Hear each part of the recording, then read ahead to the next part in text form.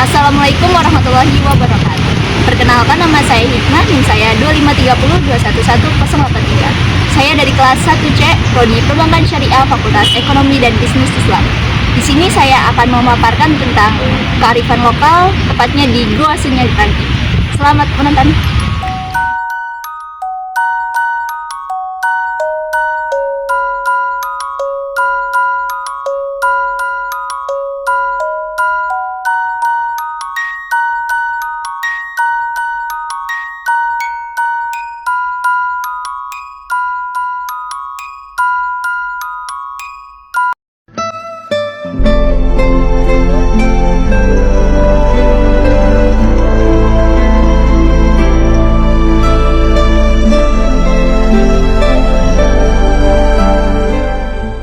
Di jantung kota Cirebon, tak jauh dari hiruk-pikuk jalan utama, berdiri sebuah kompleks batu yang tampak misterius, sunyi, namun memikat.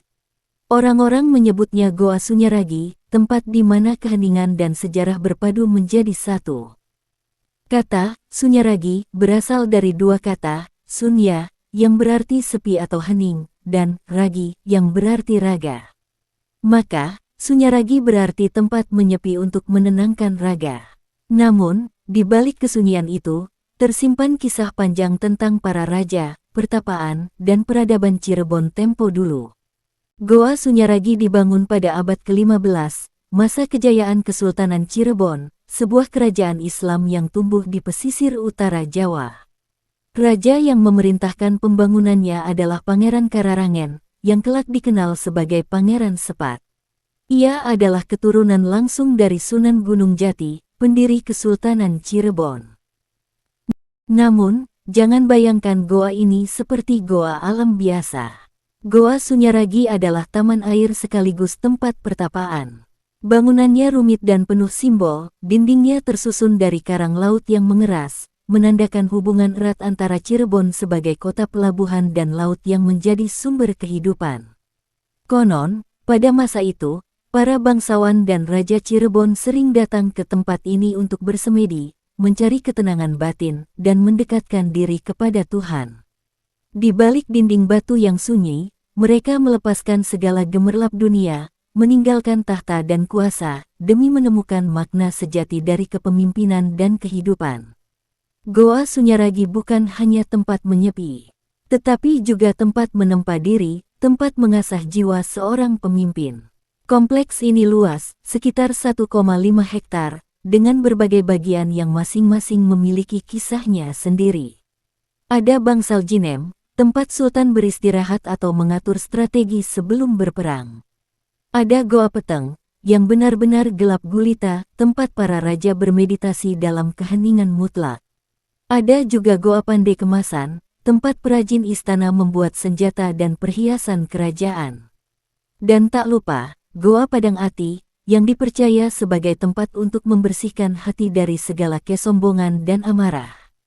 Setiap lorong dan ruang di Goa Sunyaragi menyimpan filosofi hidup yang dalam. Batu-batunya seakan berbicara, mengingatkan kita bahwa kekuatan sejati lahir dari kesunyian dan perenungan sejarah.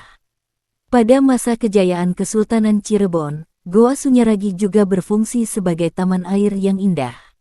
Air mengalir dari pancuran-pancuran batu, kolam memantulkan cahaya mentari, dan angin laut berhembus lembut di antara bebatuan karang.